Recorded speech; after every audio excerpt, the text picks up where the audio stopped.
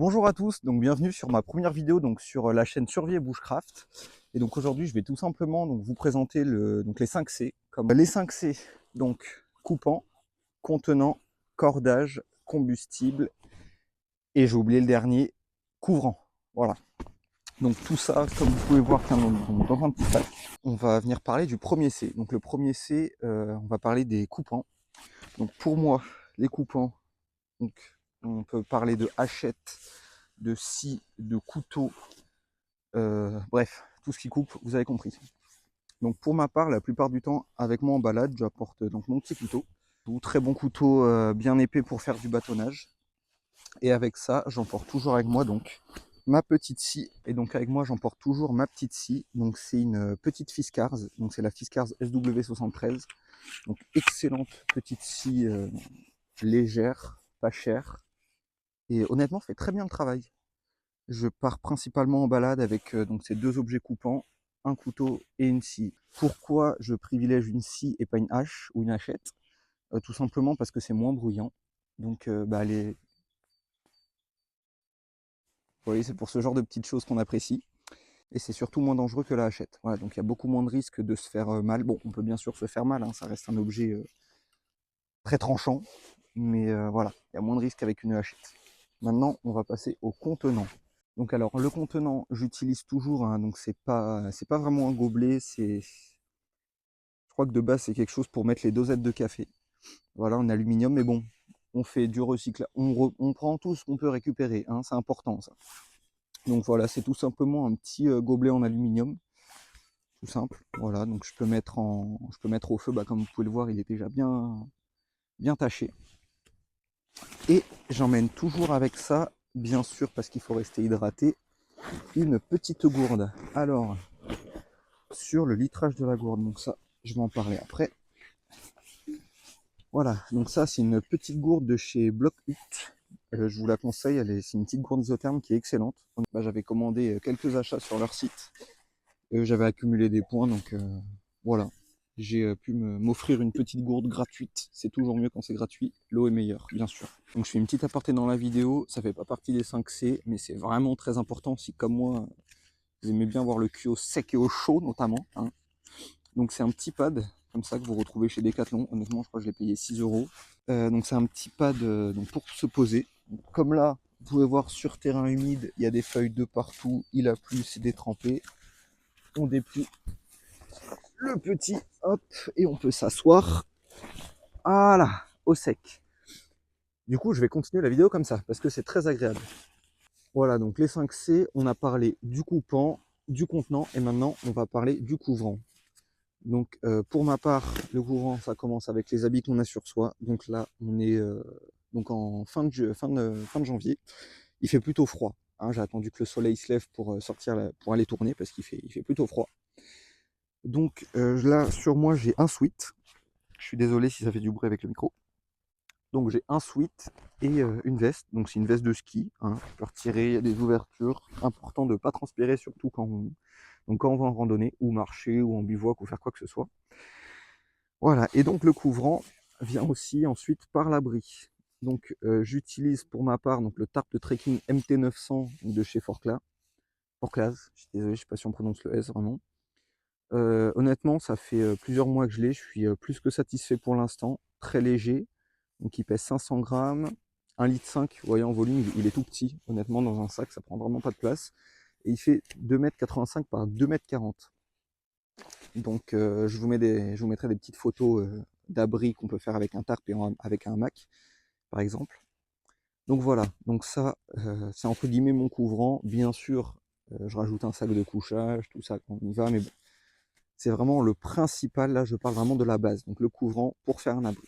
Moi j'aime bien quand il pleut être au sec, pouvoir monter quelque chose en très peu de temps et être vite au sec, c'est très important pour moi. Voilà, donc on a parlé du couvrant, des coupants et des contenants. On va maintenant parler du cordage. Alors le cordage, pourquoi le cordage? Parce que la corde, c'est ce que vous allez pouvoir tout faire. Vous allez pouvoir fabriquer un trépied pour suspendre votre popote, par exemple. Vous construire un abri, voilà. avoir de la corde, c'est vraiment le principal pour réussir. Enfin, pas pour réussir, non, vous pouvez très bien faire sans, mais voilà, c'est la base. Si demain on me dit, tu as le droit à 3 objets sur une île déserte, qu'est-ce que tu prends? Je réponds un couteau, un contenant et une corde. Voilà, avec ces 3 objets, tu peux déjà faire pas mal de choses si tu te démerdes assez bien. Voilà, donc ça c'est la corde que j'utilise. C'est pas du tout, enfin si c'est de la paracorde, mais ouais, c'est pas de la corde pour faire du montage, hein, vraiment. Donc ça c'est la corde qui vient en complément du tarp pour pouvoir le monter donc entre 2 arbres. Et donc pour le 5e C, qu'est-ce qu'on a? On a un contenant, un coupant, de la corde, un toit. Qu'est-ce qu'il nous faut maintenant? Du feu, c'est ça, exactement. Donc alors pour le feu, il y a plusieurs options. Donc comme vous avez pu le voir au début de la vidéo, je me suis arrêté à un petit arbre. Donc parce qu'ici je suis dans des forêts de pins, comme vous pouvez voir un petit peu partout. Et les pins, donc le pin a une résine extrêmement grasse et donc inflammable. Voilà. Donc je vais venir vous montrer à quoi ça ressemble. Donc voilà, ça se présente sous cette forme-là. Comme vous pouvez le voir, c'est assez, c'est dur hein, forcément. Et ça, c'est extrêmement inflammable. Donc voilà, si vous vous arrêtez en forêt et que vous voyez un pin avec de la résine, je vous conseille fortement d'aller en chercher un petit peu. Faites comme moi, prenez une petite boîte en métal. Donc là, en l'occurrence, c'est une petite boîte de guitare, vous voyez, de Mediator. Ouais, et comme ça, vous avez toujours un petit peu d'allume-feu sur vous.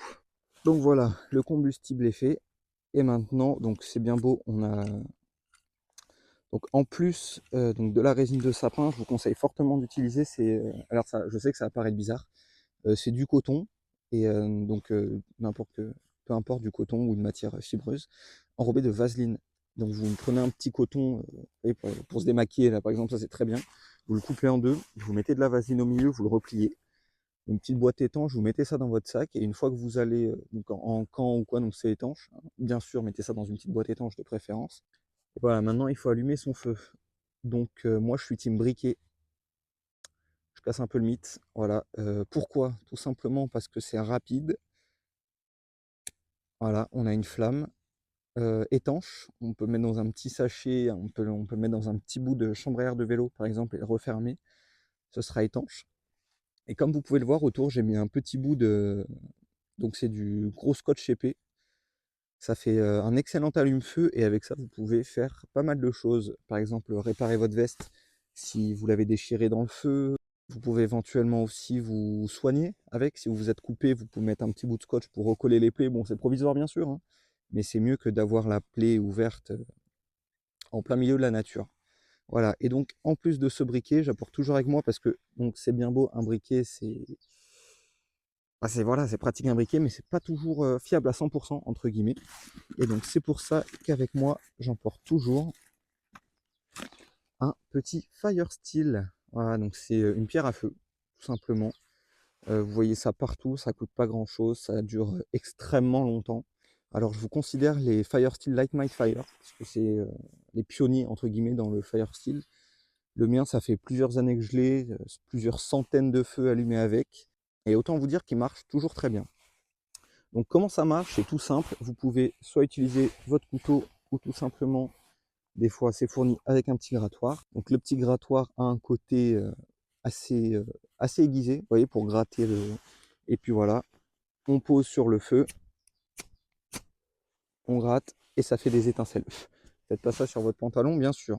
Pour moi, donc le plus important à avoir en bivouac, c'est en bivouac n'importe où d'ailleurs, donc que ce soit dans sa voiture, dans son sac si on fait de la moto, à la maison, partout. C'est une trousse de secours. Donc vous pouvez en acheter des toutes faites, mais pour ma part, donc moi je l'ai faite. Donc la plupart du temps, c'est ce qu'il faudra faire.